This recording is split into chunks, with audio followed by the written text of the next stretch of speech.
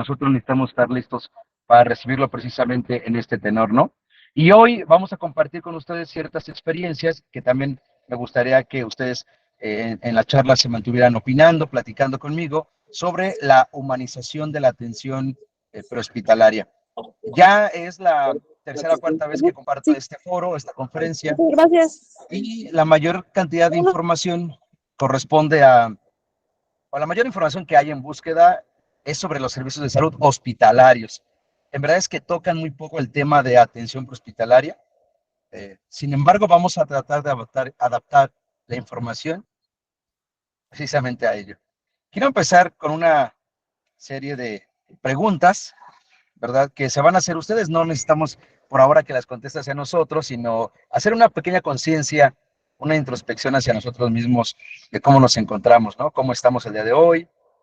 Si nos pasa algo, bueno, pueden ser muchas esferas en las cuales nos estén pasando cosas, ¿no? Tanto en la vida personal como en la vida familiar, individual, laboral, inclusive, ¿no?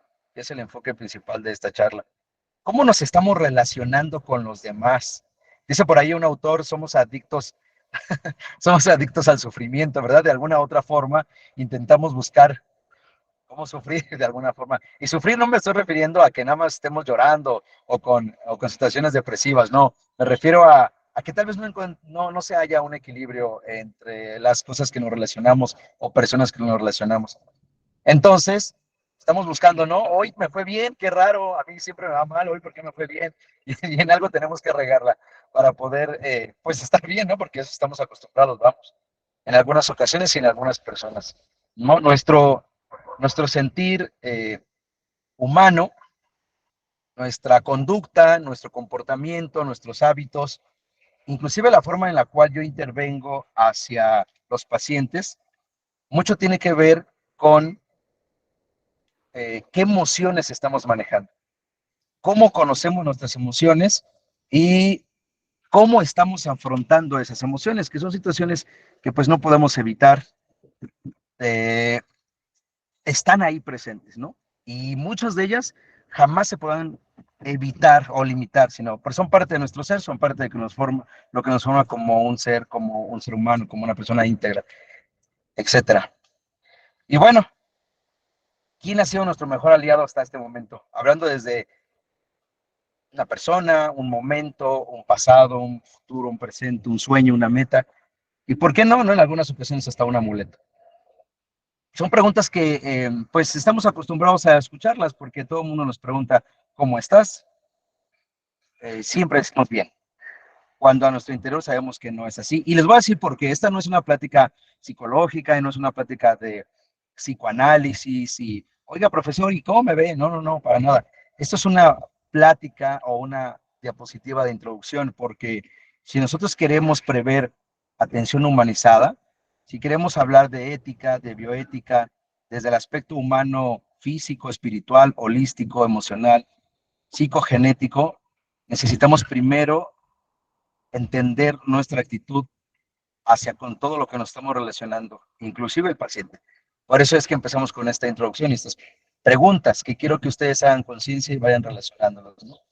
Hemos vivido diferentes situaciones muy complejas y esto evidentemente apega a nuestro actuar como, como técnicos en emergencias médicas en cualquier nivel. Evidentemente afecta a nuestra relación con el paciente, nuestra relación con los familiares, nuestra relación con los colegas, ¿verdad? Acabamos de vivir un desastre, ¿verdad? Y si podemos aunar el concepto de desastre a lo que sabemos, hay muchos conceptos, ¿no? Pero yo uno que tomo siempre es que un desastre es aquello que supera nuestra capacidad de respuesta. Y las diferentes emociones, experiencias de vida que se vivieron tras la pandemia de COVID-19, pues fueron impactantes, ¿no? Muchos de nuestros familiares, de nuestros amigos, conocidos, vecinos, colegas, pacientes, pues no están en este momento. Y evidentemente eso fue un desastre emocional, laboral, personal, etcétera. Estamos ante un desastre mental porque muchas de nuestras emociones no las conocemos, no las manejamos, no sabemos ni siquiera que están ahí. Ajá. Decía Aristóteles, viene una frase muy importante de Aristóteles, decía que tiene que ver con el enojo, ¿no? Porque creo que muchos tenemos ese conflicto de carácter, de estarnos enojando a cada rato, ¿no? Y Aristóteles precisamente decía que cualquiera de nosotros se puede enojar, eso no lo podemos evitar en lo absoluto, pero enojarse con la persona correcta, en el momento correcto, en el lugar correcto, eso sí es lo difícil. Y con eso puedo resumir que las emociones están presentes, solo que a veces no las logramos manejar. Desastres humanos en nuestras diferentes relaciones. Muchas de las veces no nos conocemos y reitero que para brindar una atención de calidad humana, necesitamos nosotros poder saber quiénes somos y hacia dónde vamos, ¿verdad? Desastre de pérdidas, y no nada más hablando de la cuestión de las pandemias, sino de todas las pérdidas que hemos tenido, no solo hablando de muerte, sino hablando de pérdidas. Inclusive, ¿no? Muchos tenemos una ambulancia que nos regalaron por primera vez cuando empezamos a estudiar o nos graduamos o algo y se nos perdió y era un amuleto. Cada que yo quería dejar la escuela, yo veía la ambulancia de juguete y decía, no, sí tengo que hacerlo, tengo que lograrlo y se nos pierde, pero es una pérdida de algo que nos da un pequeño de fuerza, ¿no? ¿Y ahora qué sigue? ¿Qué sigue ante estas diferentes circunstancias que nos apegan constantemente a nosotros? Y bien, dentro de esta charla, pues no podemos hacer a un lado, hablar un poco de ética, ¿correcto? Eh, pues tendríamos que debatir muchísimo entre las diferentes conceptualizaciones de ética y moral, pero me gustaría aterrizarlo con algunas circunstancias muy fáciles y prácticas, ¿no? La palabra ética se relaciona de una palabra griega que significa ethos, y de una palabra que significa mioris. Prácticamente ambas significan una conducta y una moralidad como tal, ¿no? Y podríamos relacionar que estas dos o estos dos conceptos están relacionados íntimamente con nuestras costumbres y nuestros hábitos. ¿Qué es la ética? Dice ahí la diapositiva.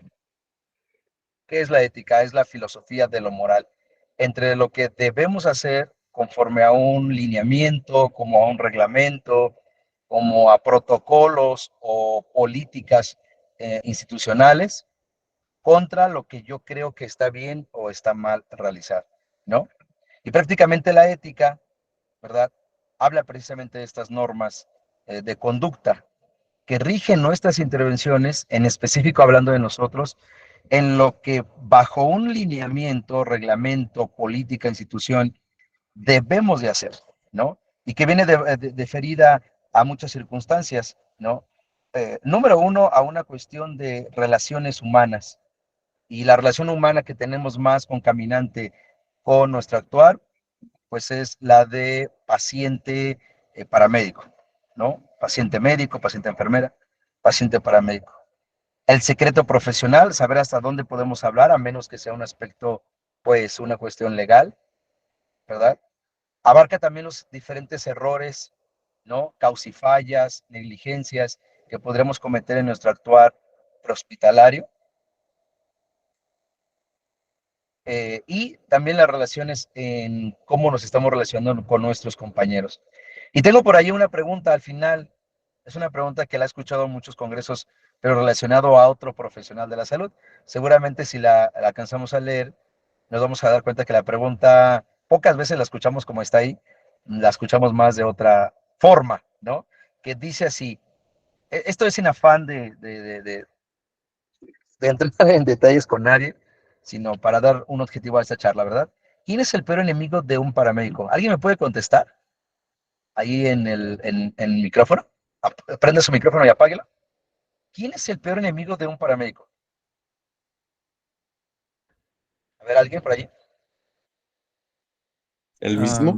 Yo soy yo, Uno Ok, mismo. bueno, puede ser uno mismo, me parece bien uno mismo. Por ahí escuché que alguien dijo otro paramédico. Esta pregunta la hacen mucho en enfermería. ¿Quién es la peor enemiga de una enfermera? Y todo el mundo inmediatamente contesta, otra enfermera.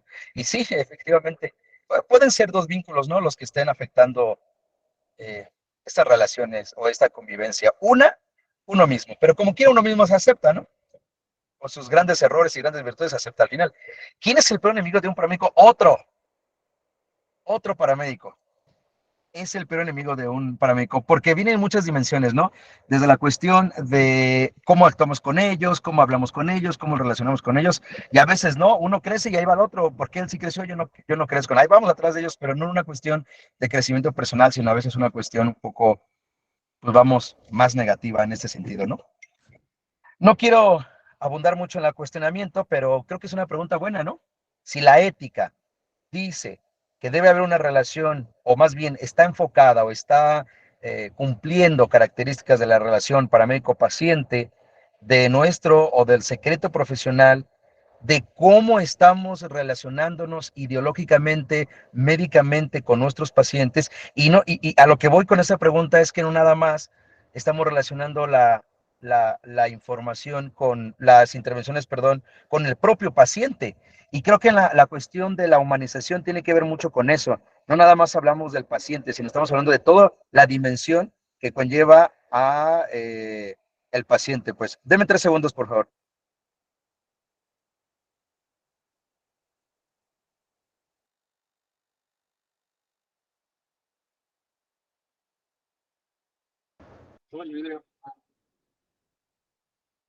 Listo, perdón. Y de ahí quiero que tomen mucho en cuenta esta parte que estoy mencionando, porque ahorita que definamos humanización, precisamente tiene que ver mucho con esto, ¿no? Porque la mayoría de atención que realizamos con los pacientes es centrada en el paciente. La atención prehospitalaria, la atención en salud en general, está centrada en el paciente. Y el concepto de humanización y indica que es incorrecto centrar nuestra atención al paciente. Van a decir, oye, eso está muy loco. Pues sí, está muy complicado, pero vamos a entenderlo más adelante, ¿ok? Me gustaría que viéramos este video. Espero que al final me indiquen si se escucha, porque es importante que escuchen lo que van a mencionar. A ver, vamos a reproducirlo y al finalizar me indican si lo logramos escuchar.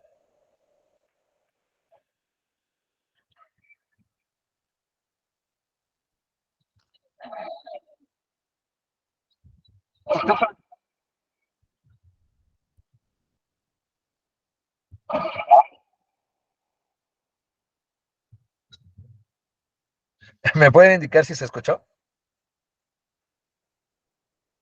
No, no escuchamos nada. A ver, déjenme ver qué puedo hacer. Es que es importante que lo escuchen.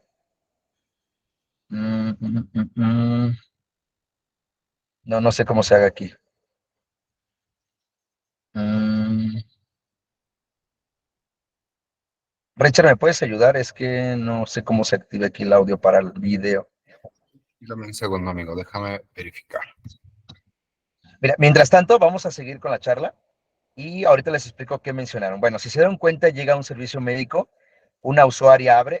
Déjenme comentarles que son unos videos evidentemente actuados, porque lo solicitaron para un proyecto a nosotros. Pero se me hizo muy interesante poderlos reproducir con ustedes, porque precisamente tiene que ver de una situación de este tipo. Activan el servicio de ambulancia para atender a una femenina que se encuentra con sangrado transvaginal. Eh, ya tiene datos de hipoperfusión, está en su recámara, ella desconoce que esté embarazada, sin embargo mantiene una relación de pareja con su chico, ¿no? La mamá habla a la ambulancia, ellos arriban y lo único que hace el video pues muestra que llega el personal de ambulancia, ajá, hacen contacto con la usuaria, le preguntan si ahí pidieron el servicio de emergencia y ella indica que sí, ahí se corta el video, ¿correcto? ¿Qué podemos ver nosotros en ese video? Pues bueno, podemos ver la interacción que hay del personal al abordar al familiar, pero lo importante no es lo que vamos a hacer o la presentación que están haciendo en este momento. Lo importante es lo que va a pasar después cuando nos indiquen una situación específica de la usuaria, y es donde vamos a debatir entre qué pasa y qué hacemos y qué no hacemos, ¿no? Y esto tiene que ver mucho, este cuestionamiento, porque ahorita vamos a ver un siguiente video donde hacemos o se hace contacto en el video con otro familiar de la paciente. Acuérdense que estamos hablando de cuestiones éticas y morales, ¿ok? Vamos a concluir más adelante qué harían ustedes ante esta situación. cuando se acercan a la paciente un poquito antes de acercarse a ella, otra persona, que es el papá, intercepta a los paramédicos y les plantea una problemática que tiene que ver con eh, poder mencionarle algo o no a la usuaria, a la paciente, vamos, a la paciente, perdón. ¿Ok? Y bueno, uno de nuestros actuares que tiene que ver con las intervenciones que realizamos, ocupando el método de la ética o los procesos de ética, tiene que ver con un concepto que precisamente realizó o implementó un médico o un médico oncólogo, ahorita no recuerdo el nombre, pero lo implementa él por los años más o menos 60 o 70, que es la bioética, ¿correcto? Y la bioética es una área disciplinaria que tiene estrecha relación con el aspecto humano de las personas y la biología, hablando precisamente de una integración o de un ser biológico de los seres humanos, ¿correcto? Y por ahí hay una frase muy interesante que dice que la bioética es la ciencia de la sobrevivencia, porque al final nosotros, al aplicar ese tipo de situaciones, al decidir sobre una intervención u otra, sabemos que una tiene mayor riesgo, otra no tiene tanto, pero la otra beneficia más, etcétera, etcétera. Entonces, prácticamente nuestra supervivencia está basada, independiente de todas las intervenciones que vamos a realizar, a un punto de vista, ya una bioética que conforma ciertos lineamientos y lo que yo pienso que está bien o está mal en este caso. Ajá, la bioética es un conjunto de conceptos basados en un reglamento, en una moralidad, ciertos argumentos y normas que rigen nuestras intervenciones, ajá, que podrían en determinado momento prolongar la vida o culminarla en este caso, ¿no? Dice por ahí un poquito más adelante, el punto no es que todas las pacientes, todas las personas puedan vivir, el punto es que todas las personas tengan el menor daño posible. Y si al final el concepto o la intención de la muerte es la que va a causar menos daño, se toma como una opción también, ¿no? Entonces la bioética ocupa ciertas circunstancias de las personas, ¿verdad? De nosotros bajo un juicio. Recuerden, es bajo un lineamiento, un reglamento, una política, pero también un juicio propiamente dicho, pero también basado en un juicio clínico, en un juicio de experiencias también, ajá, y que van directamente relacionados a los aspectos vitales de las personas. Entonces vamos a analizar, Richard, ¿crees que se pueda escuchar esta parte del video? Sí, amigo, estuve investigando y tienes que dejar de compartir la pantalla, volver a compartirla y antes de darle a aceptar te debe de aparecer una parte que dice colocar audio. Ok, creo que ya sé cómo, bueno, es que...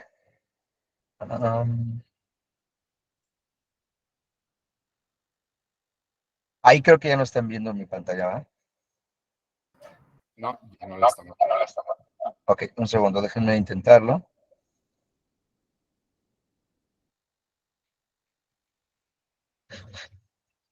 Mm,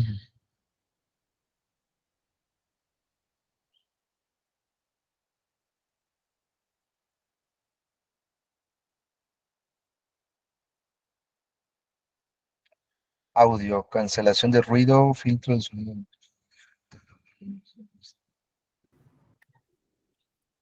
Creo que no puedo, no me aparece. A ver, vamos a ver aquí, actividades. No, esto es otra cosa. Te Mm, mando un ejemplo, amigo, si gustas. no, no te preocupes, amigo, no pasa nada. Mira, lo voy a reproducir y yo ahorita lo explico, no pasa nada. Para no, aquí está. Perfecto.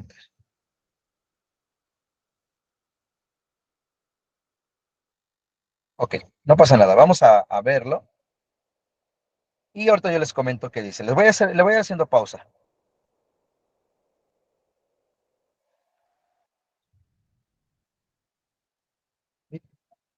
Miren, por ejemplo, ahí se hace contacto con la usuaria, se le comenta que reiteramos, ella pidió el servicio médico, dice que sí, y le preguntan qué fue lo que pasó.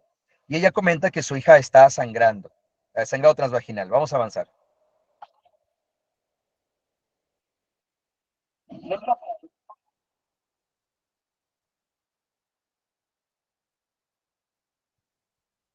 Ok, él es el papá de la paciente.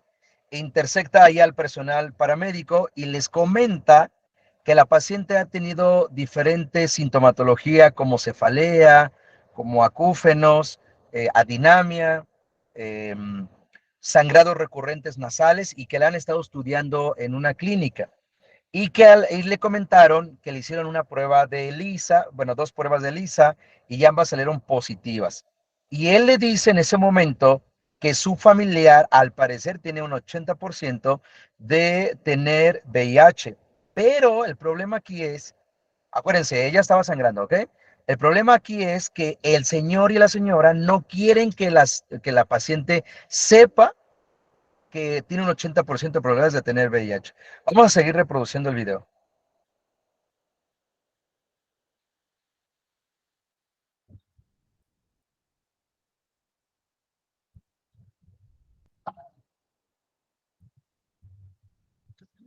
Ahí el familiar le vuelve a decir, no quiero que le digan nada, no quiero que mencionen esta parte, yo se los estoy diciendo a ustedes por medida precautoria, pero no quiero que mi hija sepa que nos entregaron los resultados de ELISA y ambas salieron positivas, falta el Western Blot, que es la confirmatoria, y que no quiere que sepa la paciente, ¿ok? A ver, vamos a seguir.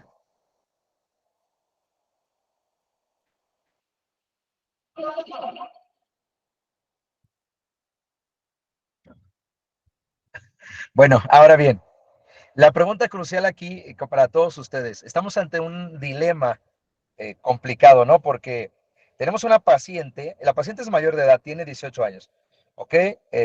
Está en estudios de alguna patología y dicen que, los papás dicen que al parecer 2 pruebas de ELISA salieron positivas a VIH y falta la confirmatoria, pero hay un 80% de probabilidades que sí tenga. Pero ellos dicen que no quiere que sepa. Y ella se encuentra con sangrado transvaginal, pues con datos de hipoperfusión, etcétera, y que seguramente va a requerir traslado. La pregunta aquí de todos, bueno, algunas personas que quieran apoyarme a opinar, déjenme quitar esto, a ver si puedo, ahí está, creo que sí. ¿Le diría a la paciente que tiene probabilidades una alta probabilidad? Bueno, es que ya hay 2 pruebas de ELISA, es casi confirmatorio. A ver, alguien que me pueda decir, ¿qué harían ustedes? Buenas tardes. Hola, buena tarde. Buenas tardes, maestro. Mi nombre es Francisco Agurio Ramírez Chino y por ética y por moral y por todas las razones, aunque los papás le hayan dicho a los compañeros que no le digan a la paciente, yo personalmente opino que sí deben de decirle a la paciente que las de las pruebas o de la probabilidad que tiene ella de tener esa enfermedad. Ok, muy bien. Francisco, ¿verdad? Ok. Ok, voy a escuchar más personas. A ver, por ejemplo, híjole, casi no alcanzo a ver las manos, pero creo que aquí tengo a Alfredo, si no me equivoco. Sí, hola, buenas Alfredo. tardes, Hola, profesor. adelante. Yo creo que lo más pertinente es hablar con los padres, ¿no? De llevar más a cabo la honestidad de, del paciente hacia la familia y hablar con ellos, que sean honestos y se dirijan hacia el paciente. Claro, me parece buena idea. Ajá. A lo mejor antes de afrontar la situación con la familia, con la paciente, más bien, perdón, directamente nosotros poder hablarlo con ellos, ¿no? Y igual y saber las condiciones del por qué no quieren que sepan por ahora en ese momento. Muy bien, excelente, Alfredo, muchas gracias. Tengo a Jorge Luis López. ¿Qué tal? Muy buenas tardes. Buenas tardes a todos. Mi nombre es Jorge Luis López Fraga. Estaba escuchando el caso y bueno, yo en lo profesional no se lo diría porque si en caso de que yo se lo diga, puede la chica caer en una crisis nerviosa y sería un poco difícil tocar esa parte ya que esa parte le tocaría a los padres como pues para poder hablar bien con ella y explicarle la situación. Me agrada Jorge Luis. Que me parece buena idea, muy buena opinión.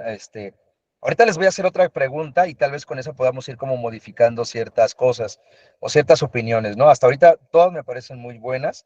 Ahora vamos a escuchar a Ámbar. Ámbar, no alcanzo a ver los nombres completos, si me equivoco, discúlpenme, yo alcanzo a ver qué dice Ámbar. Hola, hola, buenas tardes, Ámbar Cepeda.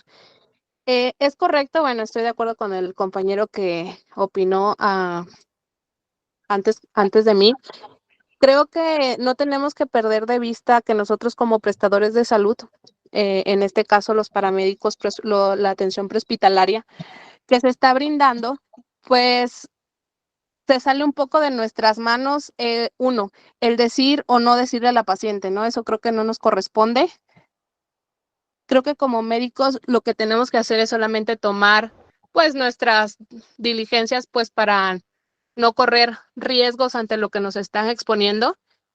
Esa es una. Dos, no tenemos la confirmación de que sea verídico, entonces creo que se tiene que dedicar a atender pues la urgencia, si es necesario trasladar a la paciente o continuar la atención en un establecimiento hospitalario y posteriormente pues que se tomen las decisiones que se tengan que tomar con respecto a la familia, ¿no? Y sobre todo confirmar si eso es verídico. Por supuesto, Ámbar, me parece buena opción. Yo creo que en todas las opiniones que ustedes me han dado han sido positivas y buenas, ¿no? Estoy de acuerdo en todas ellas. Voy a cambiar un poquito el contexto de la pregunta o del planteamiento. ¿Qué beneficios en la atención del sangrado transvaginal, independiente de lo que sea, ¿no? Parece ser que tiene una relación de pareja, eso no nos asegura que sea embarazada, pero hay una alta probabilidad, ¿no? Inclusive estando soltera es lo mismo, hay una alta probabilidad, ¿no? Pero si estuviese el sangrado transvaginal, no se ve abdomen grávido, eso es lo que nos reporta el caso. Sin embargo, se sospecha también de que probablemente hay un embarazo, ha tenido amenorreas y demás. Entonces, probablemente el sangrado, vamos a suponer que sea un caso de aborto, ¿no? Espontáneo o de cualquier índole. Evidentemente hay un sangrado, pero mi pregunta es, ¿qué beneficio tendría en la atención prehospitalaria, en la atención de ese momento, como bien lo comentaba Ámbar, de comentarle una situación que los familiares están tratando de limitar por X situación que por lo menos el caso no nos menciona? Entonces, va a ver, por ejemplo, tengo la mano levantada de Andrea. Hola, sí, Andrea, no sé. buenas tardes. Hola, adelante. Bueno, primero que nada comentaba que la paciente ya es mayor de edad y como derecho de cada paciente a partir de su mayoría de edad tiene el derecho de saber y también actuar sobre sí mismo. Entonces, si ya tiene una alta probabilidad o una posibilidad de estar embarazada, por cuidado del bebé en caso o del embrión en caso de que lo estuviera, pues es para que empiece a cuidarse y también por la integridad propia. No es decirlo directamente, creo que primero habría que plantearle la idea a los papás del riesgo que puede correr el hecho de ocultarle algo tan importante. No es decirle o confirmarle que tiene una enfermedad, es hacerle de su conocimiento de que tiene la probabilidad o los estudios que se le realizaron de ser positiva a esta enfermedad. Y el hecho de que ya hagamos conciencia en los papás, podemos ayudarle a que en compañía del personal de salud se le pueda dar esa noticia, pero de una manera en que sea favorecerable para su futuro en caso de estar embarazada y también para su integridad y su salud.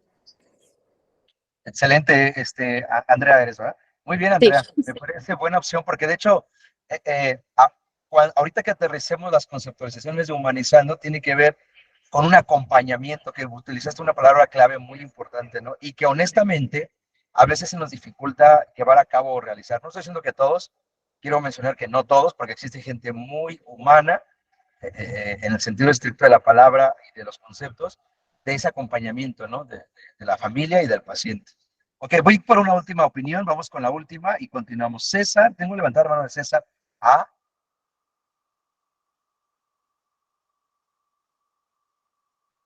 ¿No? César. Hola, hola, ¿me escuchan? Bueno. Ya, César, adelante.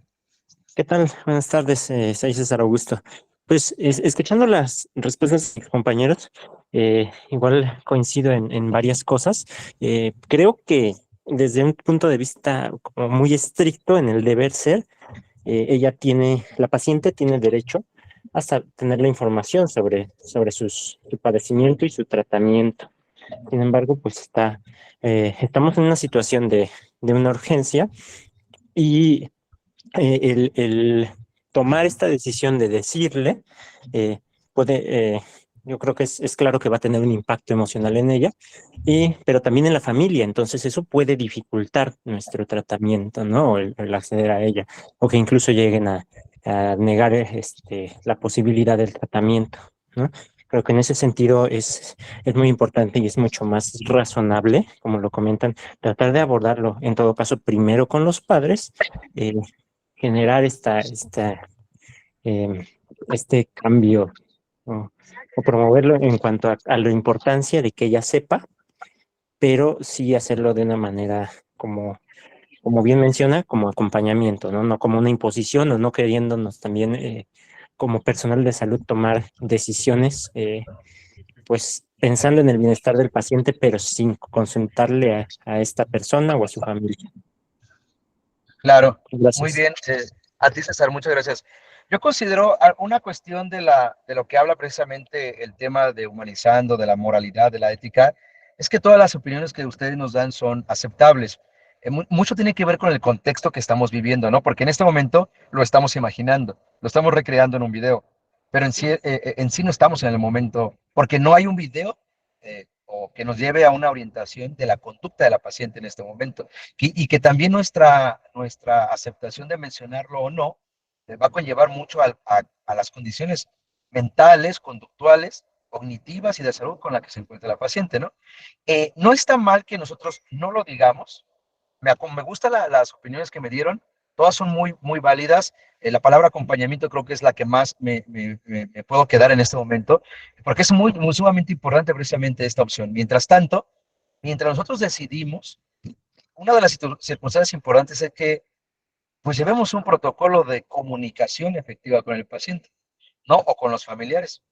No lo tengo aquí en pantalla, pero existe un protocolo que se llama el protocolo de Bookman, que habla precisamente de cómo dar malas noticias.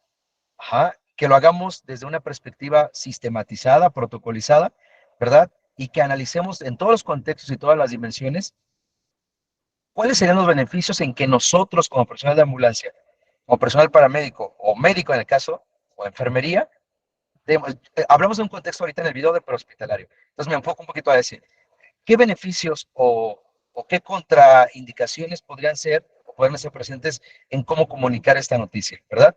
Eh, el, el protocolo de Bookman nos menciona 6 pasos o 6 etapas para poder comunicar una mala noticia, cualquiera que sea, y considero que esta entra dentro de este protocolo, ¿no? Preparación de la entrevista, es decir, nosotros mismos, saber usar las palabras pues, técnicas más correctas, ajá, en qué área lo vamos a hacer, si en realidad es benéfico o no para el paciente y para la situación en la cual se encuentra actualmente. ¿Qué sabe el paciente de esta información? Si el paciente sabe algo de esta información o tiene idea de que el paciente pudiese tener X o Y enfermedad, ¿qué información le ha dado? Inclusive, ¿cómo se encuentran pues, los ánimos de la paciente? ¿No? Ahí me mencionaban hace un rato, puede entrar ante una crisis nerviosa y el metabolismo de esta ansiedad, pues conllevarla a mayor riesgo, no sé, o no, depende cómo esté, ¿no? En este caso. ¿Qué información tiene de la enfermedad o de diferentes enfermedades, ¿no? ¿Qué quiere o qué quieren saber? Eso es muy importante y es una pregunta que a lo mejor no hicimos, ¿no? ¿Qué le gustaría a usted saber de su enfermedad actual y de lo que ya está siendo estudiada con las diferentes circunstancias que tiene, ¿no? Si quiero saber, no quiero saber, no me interesa, quiero que me paguen el sangrado, quiero saber si mi bebé está vivo, no me interesa todas las veces que me han sacado sangre en los hospitales, etcétera, ¿no? También sería un buen protocolo ahí de pregunta.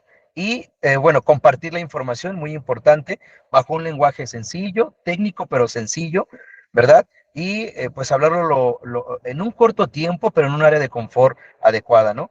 Identificar inmediatamente, aceptar y responder a las reacciones, que es algo que mencionaba el compañero, ¿no? La paciente puede entrar en una crisis de cualquier tipo, ajá, y esto favorecer pues un poco más a la inestabilidad del paciente. No estoy diciendo que no lo hagan, estoy diciendo que tendríamos que estar atentos a las reacciones, ¿verdad? Que pudiese tener la paciente ante esta noticia. Y bueno, plan de seguimiento, como ustedes lo mencionaron, ¿verdad? Acompañamiento hacia esta paciente, a los familiares, de cuáles son. Si usted en este momento espera que yo le diga qué deberá de hacer, pues es un error, porque tendríamos que estar en el momento y en el lugar.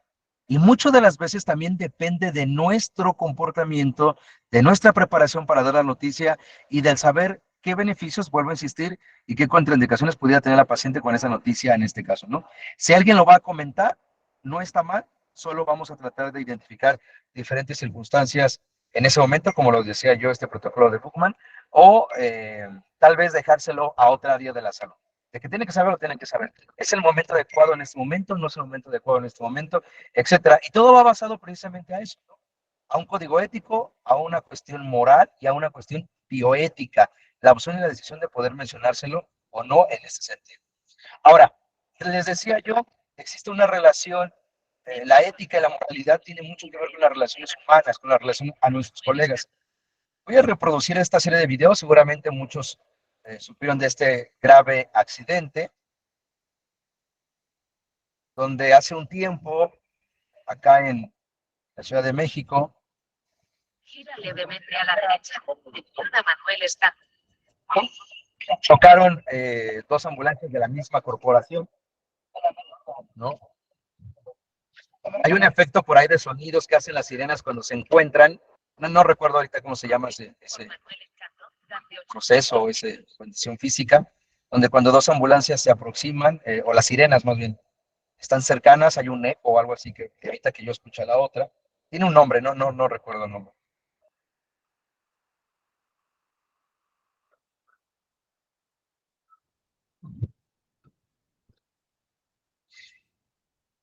Seguramente lo escucharon. ¿A qué voy con todo esto? Fíjense mi pregunta. ¿Qué siente usted al ver este accidente? ¿Cuáles son las diferentes emociones, pensamientos, ideas que tiene usted al estar viendo la unidad, independientemente de quién sea y de dónde sea? Pues evidentemente pega, ¿no? El hecho, usted va a un servicio y no es por ser selectivo, pero usted espera ver pues, civiles lesionados, ¿no?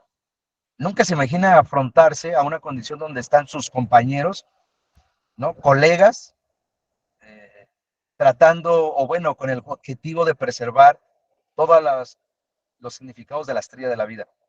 En el suelo, lastimados, ¿verdad? Lesionados, y que tiene que ver eso con todas las relaciones que estamos haciendo, ¿no? Evidentemente hay un cúmulo de emociones ante esta situación, ¿ok? Algo muy importante que tiene que ver con el código ético en nuestro actuar, que tiene que ver con un principio muy fundamental y muy importante y que no debemos olvidar nunca, que se llama beneficencia. ¿Qué es la beneficencia? Ya lo decía el Código Hipocrático y instituciones internacionales de atención prehospitalaria, nacionales, locales y demás, que la beneficencia es no hacer más daño del ya existente. Y por tanto existe mucha medicina prehospitalaria basada en evidencia que nos dice lo que no es lo más correcto, pero basado en evidencia, no porque me lo dijeron.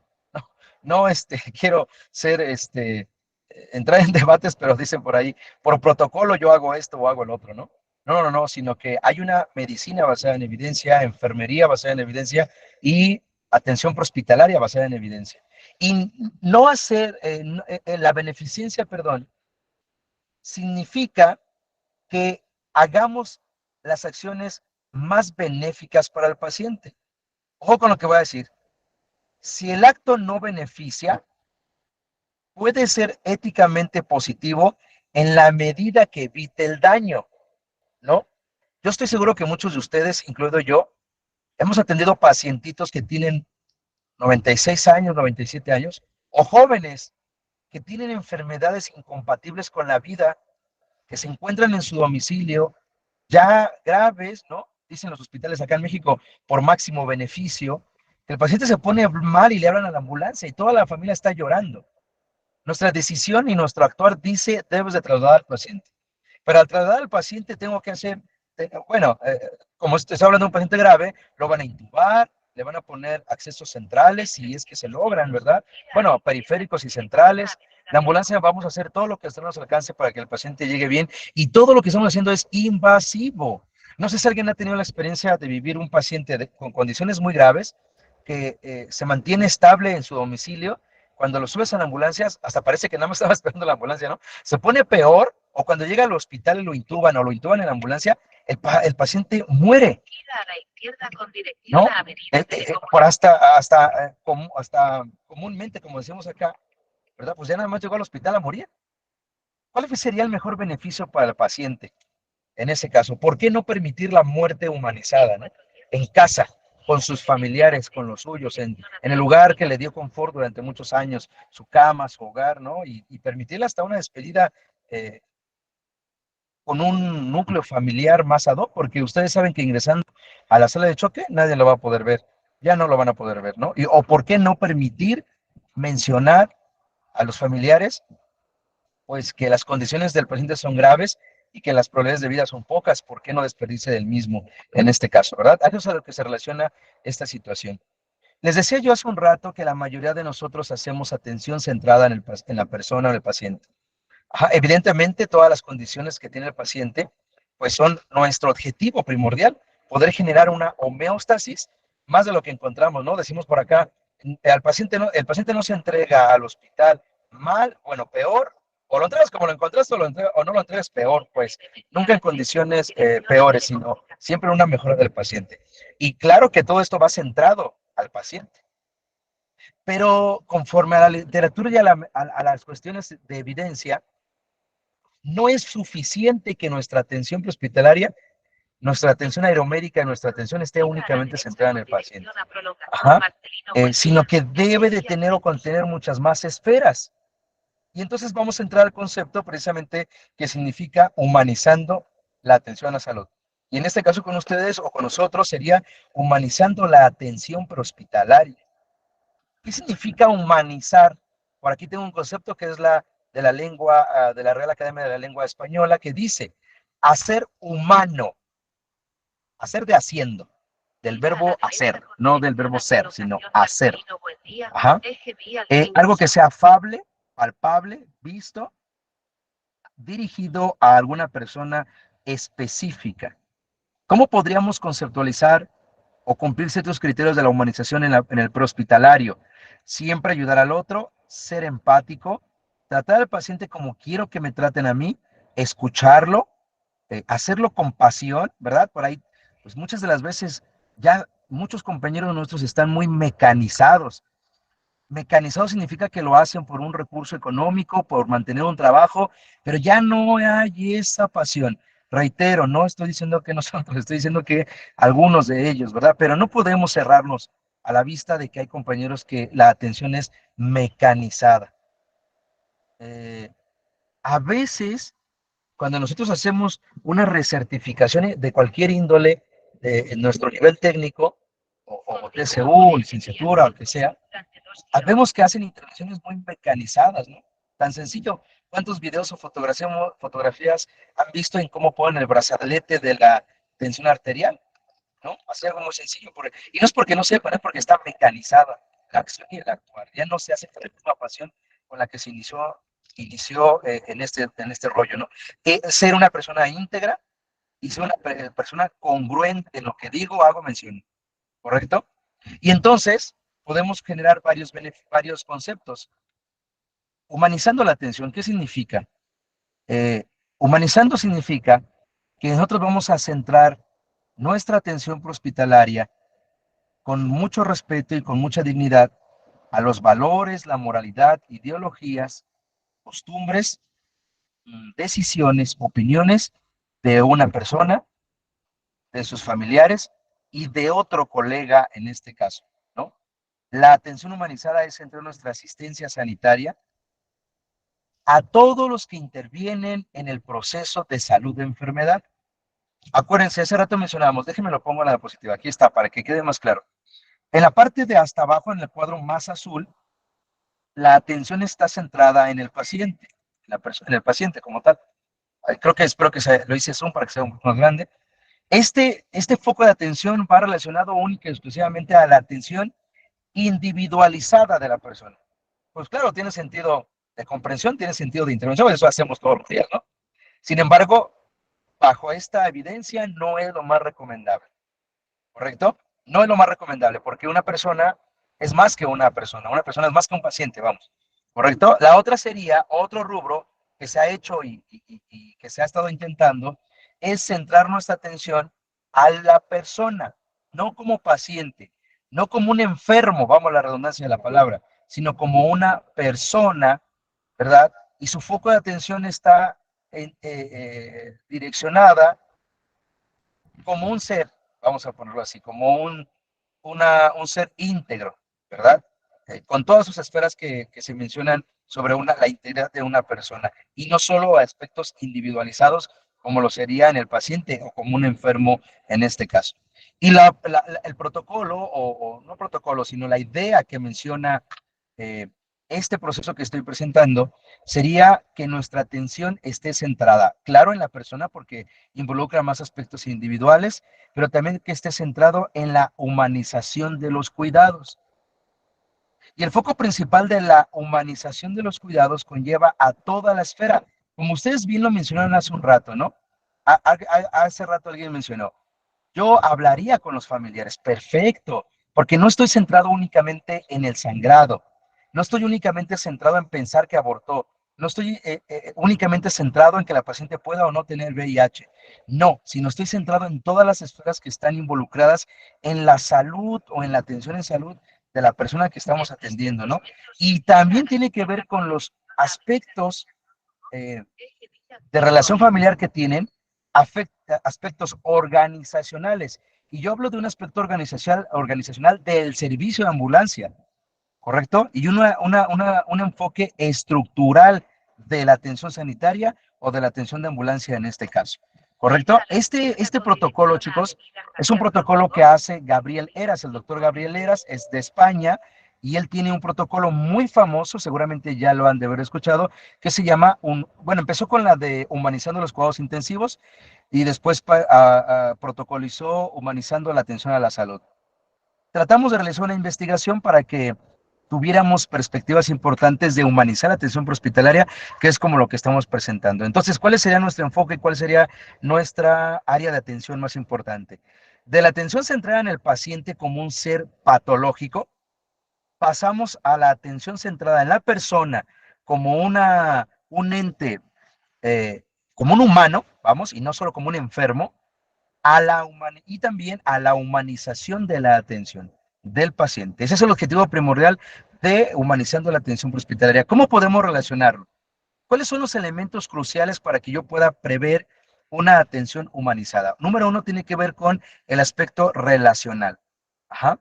Eso tiene que ver con la influencia que hacemos nosotros con el paciente, con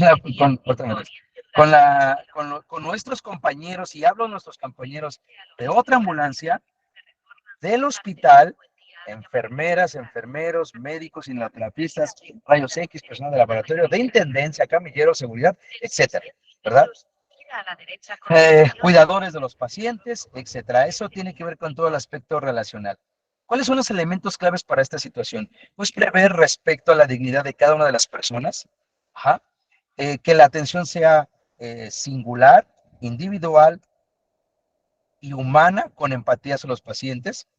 Desde el aspecto holístico también muchas de las veces olvidamos esto, ¿no? Ahí Sigmund Freud hablaba del aspecto consciente, inconsciente y preconsciente, y por ahí surgió uno más que se llama supraconsciente, en el cual decía Sigmund Freud, cuando no te queda ninguna ideología de qué hacer con tu problema, ninguna acción que hacer con tu problema, debes de creer en un ser superior en ti, y ese ser superior habla de una deidad, independientemente de la que sea, porque puede ser un recurso fiable para que puedas salir de la problemática, ¿no? O tener un poquito más de resiliencia en este caso. Ajá. Comunicación, una comunicación adecuada verbal y no verbal. Ajá. Y bueno, satisfacer las necesidades de los usuarios y del paciente directamente. Ese es el aspecto relacional. El aspecto organizacional hace referencia mucho a nuestro entorno laboral, muy importante. ¿Cuántos protocolos, guías, lineamientos, cursos está generando nuestra organización? Nosotros ya estamos en un punto aparte, ya estamos aquí en un diplomado, estamos preparándonos, estamos del otro lado. Ajá. Y las cuestiones administrativas en este caso. Porque es sumamente importante esto. Si yo no tengo motivación en mi área laboral, Pues en este caso, o me acabo de pelear con el jefe o con mis compañeros, porque no lavaron la ambulancia, porque el helicóptero lo dejaron mal o que el botiquín no está completo, etcétera. Pues eso impacta mucho en la atención que vamos a dar con ese paciente, ¿no? Condiciones de trabajo pues más adecuadas, que nuestra formación sea consecutiva, constante, permanente y de pasión, más que por cumplir un rubro administrativo, vamos, porque como decimos acá, ¿no? Nos mandaron, por eso estamos acá. Y evidentemente favorecer un mejor trabajo en equipo. Otra, un aspecto estructural. Ajá. El aspecto estructural tiene que ver con el entorno de todas las instituciones de salud y el conocimiento que tienen de la atención humanizada, ¿no? Muchas veces peleamos con nuestros colegas médicos, nuestros colegas paramédicos de enfermería, ajá, sabiendo que también ellos tienen una dimensión humana y ciertas circunstancias que pudieron afectar su día a día, ¿no? ¿Cuántos recursos materiales tenemos para un protocolo de este tipo? ¿Cuántos recursos humanos tenemos que nos puedan favorecer a una cuestión de este tipo, ¿no? ¿Y qué puede afectar entonces la situación o que sea una atención no humanizada, vamos a ponerlo así, o que sea una limitante a la humanización de la atención prehospitalaria? En el aspecto relacional, la despersonalización. Usted lo sabe, usted lo identifica. Usted ha visto compañeros que tienen un burnout tamaño grande, ¿eh? Y le dices que tiene burnout y ni siquiera sabe qué es burnout y ni siquiera te hace caso. Ajá. Ya todo es protocolizado, mecanizado y porque debo de mantener mi chamba. Puedes mantener tu chamba, por supuesto, y trabajar con pasión. Sería un binomio muy importante, ¿no? Falta de contacto físico, trabajar de forma muy rutinaria, aburrido la situación, etcétera, ¿no? Etcétera. Cuando hablamos con nuestros compañeros, nuestros pacientes, nuestros familiares, no mirar a los ojos, sino evadir la mirada, como que sí te escucho y no te escucho. Ajá. Negligencia, ¿no? Quise poner muchas fotos, pero no, nosotros lo sabemos. Hay pacientes que se quedan en el lugar con una mala atención inicial, una mala decisión de traslado, ¿verdad? Y que los pacientes después mueren o tiene que llegar otra ambulancia porque el paciente pues está mal y por alguna razón la primera no se lo quiso llevar. Ajá. No estar dispuesto a responder ciertos cuestionamientos, ¿verdad? Ausencia de soporte psicológico, muy importante, ¿no? Actualmente pues, se prevé mucho la importancia de eh, de los primeros auxilios psicológicos, ¿no? Existe un protocolo que se llama ABCD de los primeros auxilios, dirigida al paciente. Ajá, pero aquí estoy hablando del rubro dirigida a nosotros mismos. En el área organizativa, ¿qué puede fallar en esta cuestión? Fragmentación del trabajo, me cae mal, ya no le voy a hablar, lo voy a golpear, etcétera. Falta de profesionales capacitados, ¿no? La capacitación pues es constante, la diaria, constante. La medicina cambia todos los días y nosotros tenemos que estar al día para una mejor atención de los pacientes, ¿no? Restricciones o aumento de trabajo, ¿no? A veces tenemos muchísimos servicios que no podemos dar una asesoría, no una atención, una asesoría un poquito más óptima al paciente, ¿no? Porque ya me está presionando por el teléfono, por el WhatsApp, el Instagram, el Twitter, el TikTok. Apúrate que ya tienes 3 servicios pendientes, ¿no? En este caso. Poco interés de la organización, del personal directivo en el quehacer del técnico en emergencias médicas. Área estructural, pues que falten, ¿verdad? Si faltan nuestros compañeros, se nos duplica el trabajo a nosotros. Si se descompone una ambulancia, un helicóptero, se duplica el trabajo en este caso, ¿verdad? Algunos aspectos importantes que podríamos tener como ejemplo para una situación de humanización de la atención prehospitalaria.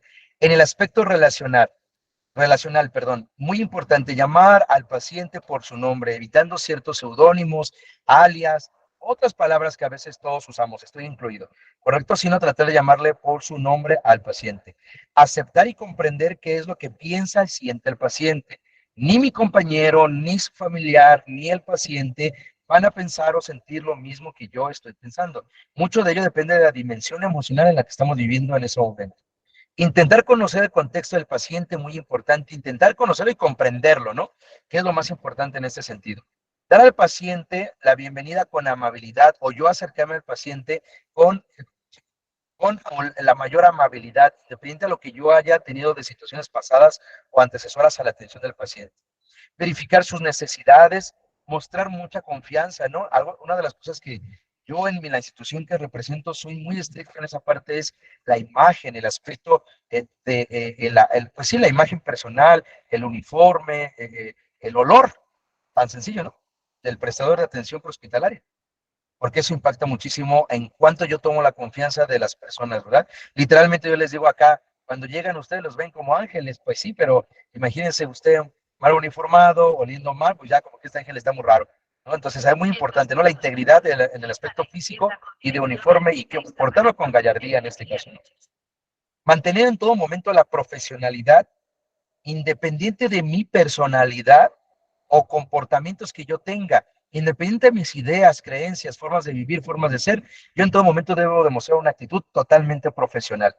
En el área organizativa, pues bueno, ¿por qué no formar más de nosotros, como en este caso Richard me invita a dar una charla de este tipo? Eso me parece muy atinado, porque hablamos de muchas cosas, pero el aspecto humano de nosotros, el paciente a veces lo tenemos un poco olvidado, pero aquí ya estamos partiendo desde con una semillita en este caso, porque necesitamos estar entrenados en todos los procedimientos de la humanización de los cuidados, ¿verdad?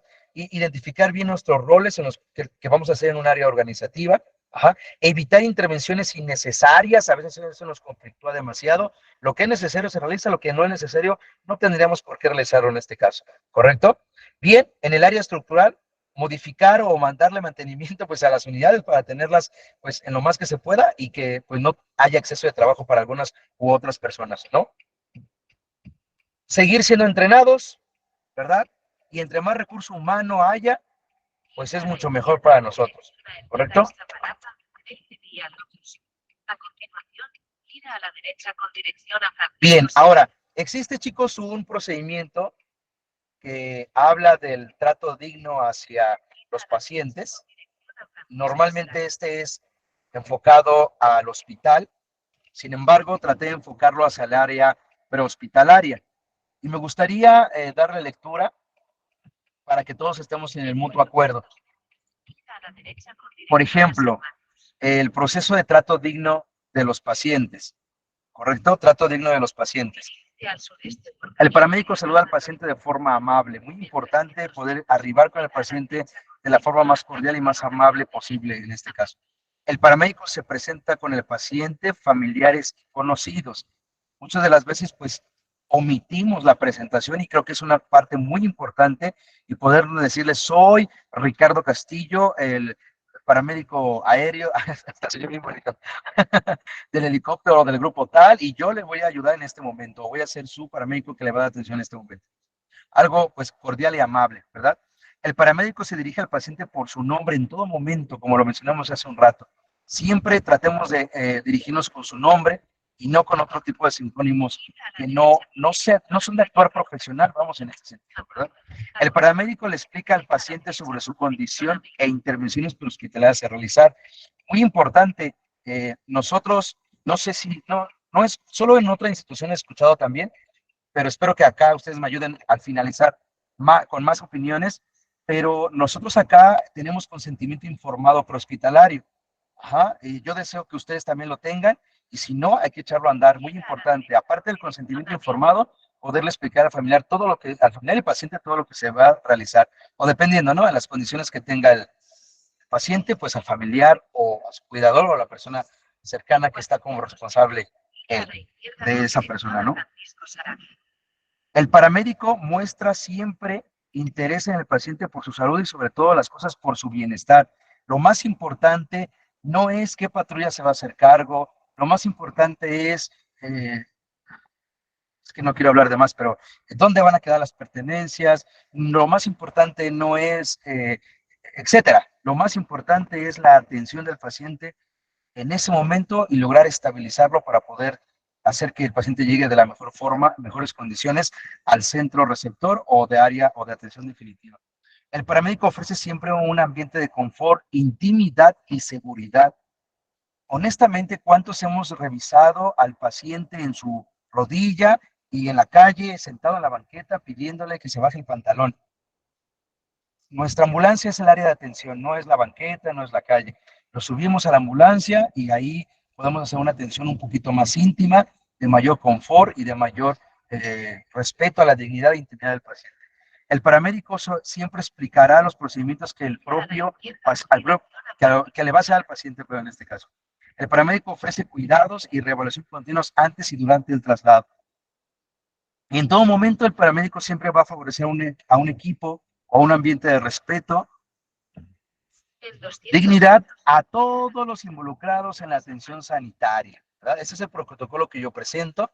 Espero que le haya tomado captura. Usted lo puede ampliar, por supuesto, lo puede mejorar sin ningún problema, ¿verdad? Y miren, estos son algunos protocolos que podemos implementar en nuestras organizaciones para tener un protocolo o un sistema de humanizando la atención hospitalaria. Estrategia de participación de los familiares en el cuidado. Muy importante, señor, hágase para allá, no lo toque, quítese, no nos ayude. ¿Por qué no? ¿Por qué no hacer al familiar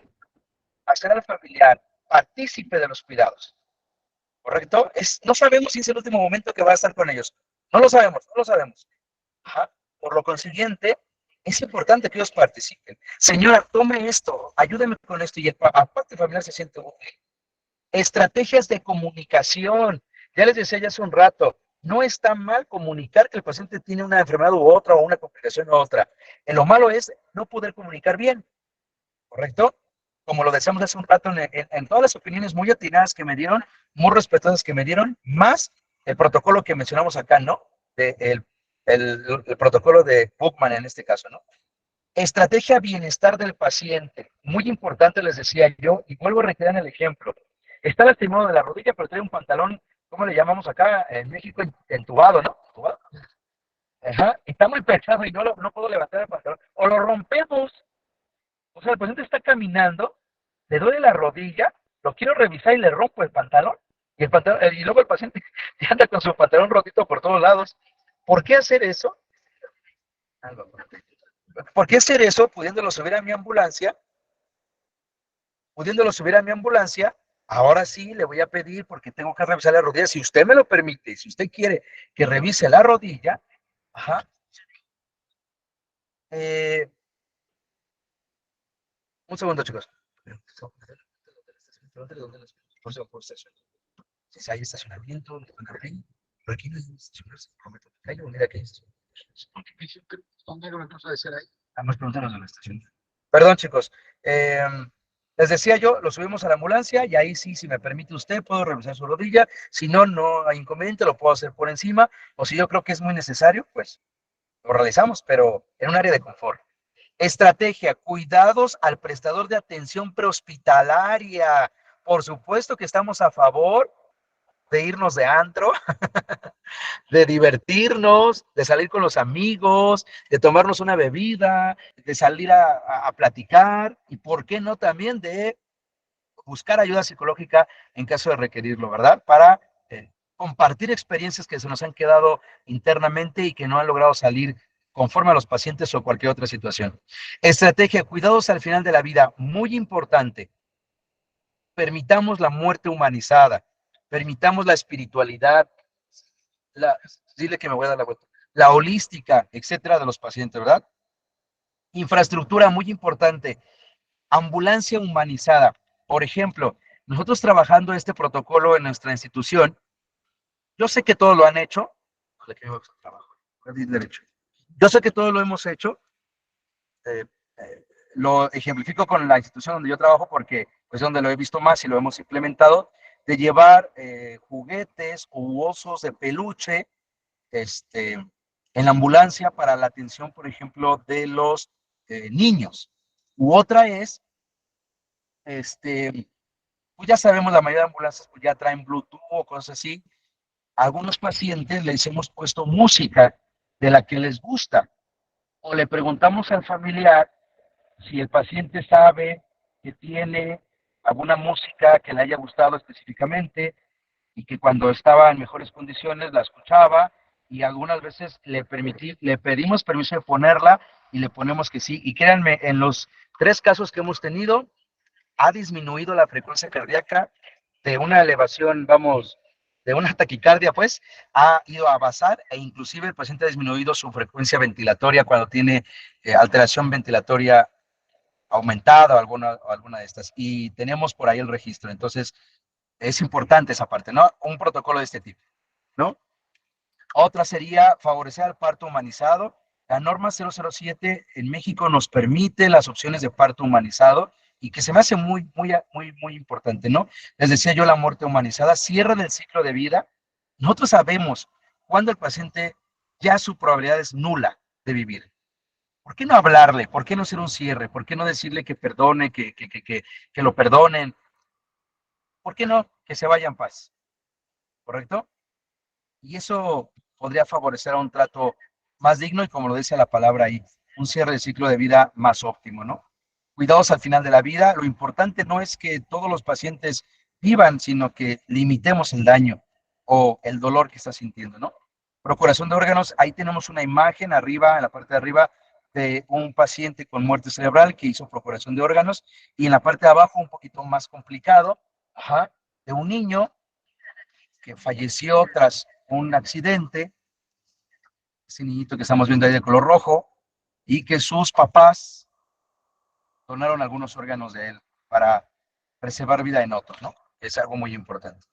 Bueno, evidentemente, no nada más es hablar de humanización de los servicios de salud, no nada más es eso, sino también, chicos, es poder medir lo que estamos haciendo con respecto a la humanización, ¿no? Sin un método, sin una metodología, sin un proceso político, institucional, organizacional de humanización, no podemos realizar absolutamente nada. Por eso lo tenemos que medir, lo tenemos que planear, lo tenemos que verificar, evidentemente al llevarlo a cabo que sea medible, ¿no? No se puede mejorar lo que no se mide. Entonces esto debe ser una perspectiva medible. Y algo muy importante, y con esta frase voy a cerrar, que es, de hecho, no se puede humanizar sin humanos. La formación de habilidades de humanización resulta imprescindible en nosotros. Si usted quiere optar por este paradigma de la humanización, usted primero debe iniciar con el cambio de conducta, de pensamiento, de idea. Y con esto podremos tener mejores procedimientos de humanización. Échenle una leída ahí a... Existe un libro, es que quiero... Perdón, voy a saltar unas páginas. Existe un libro, que se llama Pixeliadas de Humanización en Urgencias y Emergencias. Es un libro español.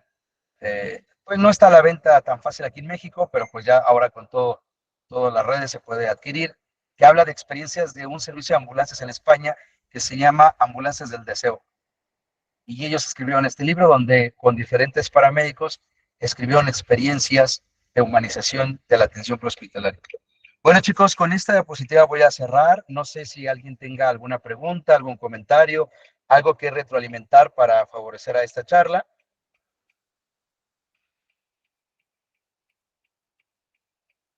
Adelante, los micrófonos son de ustedes.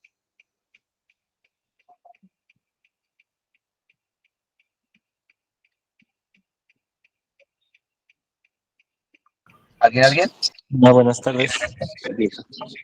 Hola, adelante. Pues creo que es muy importante que que se nos haya presentado este tema. Como dicen, a veces se olvida o se deja de lado la importancia de tener en cuenta a la persona, ¿no? Al paciente como un ser humano. Entonces, creo en ese sentido que a veces desde la formación carecemos de ciertos conocimientos, de ciertas habilidades. Un primer paso es esto, es conocerlo y estar consciente de la importancia, pero también creo que necesitamos y resulta, va volviéndose cada vez pues, más imprescindible tener conocimientos en la parte de psicología, para saber, porque a veces tenemos compañeros, creo yo, o compañeras que tienen esa facilidad para hablar con los pacientes, ¿no? Con las familias, para decirles, ¿no? Las palabras y me ha tocado ver en ocasiones muy emotivas, ¿no? Pero al mismo tiempo es algo que no podemos estar a la expectativa de tener o no ese don, ¿no? Es una habilidad que creo que podemos y debemos desarrollar de una manera un poco más profesional, abordándolo desde la metodología de la psicología, ¿no? Así como nos hacemos cada vez de conocimientos más certeros en el área biológica, también es importante estudiar esta parte psicológica, la parte social, de tal manera que pues esto también viene siendo parte de la profesionalización de nuestra actividad, ¿no? Y ya para cerrar, pues impacta o va a impactar en que también tengamos un mayor bienestar en la misma. Pues eso es lo que quería aportar. César, muchísimas gracias. Considero que todos somos una esfera como un ser, ¿no? Como una persona, y que todas las esferas que nos involucran son sumamente importantes y conocerlas es muy importante. Muchísimas gracias, César, a ti por estar por acá. Muchas gracias. ¿Alguien más? Miguel, creo que tiene la mano levantada. Sí, gracias. Tengo Adelante, Miguel. una pregunta o comentario, quizás una duda. Pues yo soy muy nuevo en este ambiente, recién me estoy formando. Sé que muchos de los compañeros tienen muchísimos años más de experiencia y por supuesto ustedes como instructores también. Un asunto que me llama mucho la atención en las diferentes y diversas experiencias que he empezado a tener es que he notado precisamente la despersonalización de la atención. Y no es que los compañeros sean desconsiderados, sean groseros, sean irrespetuosos, sino que se va, no sé, yo percibo como que uno que se va alejando, ¿no? Y hay que construir barreras para no eh, ser demasiado empático y empezar a sentir lo que sienten los pacientes y demás. Pero ustedes como proveedores de servicio de mucha experiencia, quizás quería preguntarles a ustedes cómo hacen para mantener ese equilibrio entre mantenerse personalizado, empático y demás, y no sufrir un desgaste y caer en una apatía crónica. Y pues ya ahí vienen otros problemas psicológicos, mentales, etcétera. ¿Dónde está y cómo está ese balance? Gracias. Gracias, Miguel, a ti. Bueno, voy a contestar yo desde mi perspectiva. Si alguien quiere mencionar la suya, con todo gusto podemos escucharlo. Yo creo que... Un segundito, chicos. Permítame. Permítame.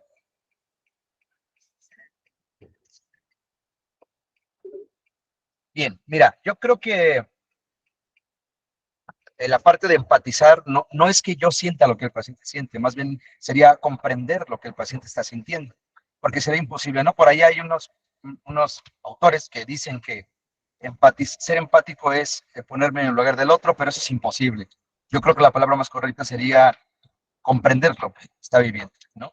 Y creo que la palabra clave, bueno, al menos en mi experiencia personal, la palabra clave sería amor a lo que se hace. Esa es la palabra que para mí me ha ayudado, porque si usted no tiene amor a lo que está realizando, pasión a lo que está realizando, mecaniza y despersonaliza muy rápido.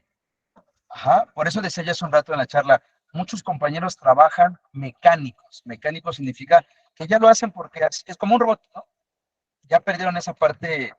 Yo creo que a ustedes les pasa, ¿no? Con los videos del diplomado, wow, y ahora entendí esto, ¿no? O comprendí esto.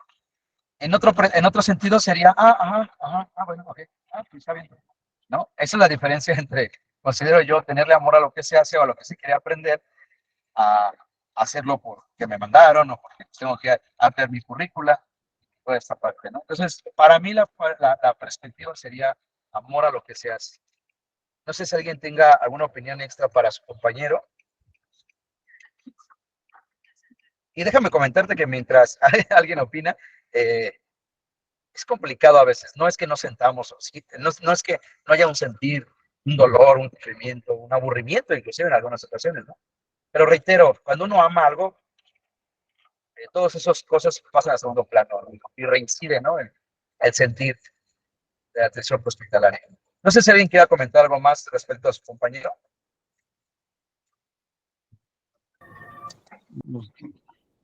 Eva Pérez, por ahí dice que Eva tiene la mano levantada. Hola Ricardo, buenas tardes a todos. Yo creo que apuntaría también lo del amor al arte o lo de amor a sentir pasión a lo que hacemos, también reconocer cuando necesitamos ayuda y pedir esa ayuda, porque luego muchas veces nos reconocemos con burro, pero no somos capaces de levantar la mano y decir, oye, necesito una ayuda psicológica, necesito un apoyo a lo mejor psiquiátrico, y también hay que estar muy atentos a cuando realmente, o no cuando realmente, sino cuando de verdad necesitemos esa ayuda extra, porque luego muchas veces lo platicamos entre compañeros o en las guardias y eso no es suficiente. Entonces, aparte del amor que tengas a tu profesión, también sería esta parte de buscar ayuda profesional.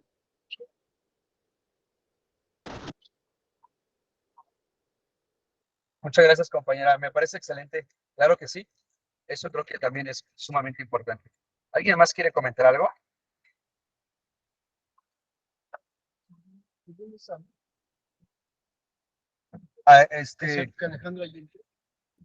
Francisco Javier, adelante. Buenas tardes. Yo considero que también es importante saber, alguna vez a nosotros nos comentó algún instructor que mientras más tiempo pasas en la institución es porque más problemas tienes. O sea, yo creo que también debemos considerar que debemos tener otras cosas que realizar, algún otro hobby, para no saturarnos sobre todo de diversas situaciones que pues nos pueden llevar a desarrollar este síndrome. Y pues lo que sí pasa es de que nosotros no nos damos cuenta cuando estamos mal psicológicamente y hasta que alguien nos lo comenta, ¿no? Y yo considero que también hay que tener como otro tipo de distracciones. ¿En dónde es? ¿En el Portón Negro? Claro, Reyes. No, está cerrado otra vez. Reyes, sí, me parece una buena opción también. Ok, sí, gracias. Tener otro tipo de distractores, pues para no hacer tan tensa la situación, ¿no? Muy bien. Bueno, chicos, me gustaría darles la opción de hablar a todos. No sé si Richard quieras comentar algo más. Por mi parte, estoy listo para cerrar la sesión. No sé si algo más querramos comentar o decir. Amigo, no, pues nada, solamente darte las gracias por tomarte el tiempo de compartir con nosotros esta sesión y definitivamente lo que decían, un comentario muy acertado. Si estamos rumbo a la profesionalización, también involucra el hecho de que estemos comenzando a tomar partido en los temas bioéticos, que comprende toda la atención en salud y que por supuesto también está involucrada la atención hospitalaria. Y pues solamente eso, amigo. Muchísimas gracias y estamos en contacto. Con todo gusto, amigo. Gracias a ti. Les mando un abrazo a todos y nos vemos próximamente. Cuídense. Bonita tarde.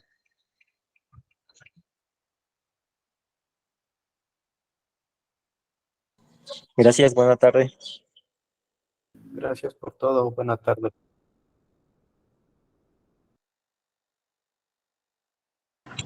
Gracias. Hasta luego, Hasta luego, buena tarde. Gracias. Hasta luego.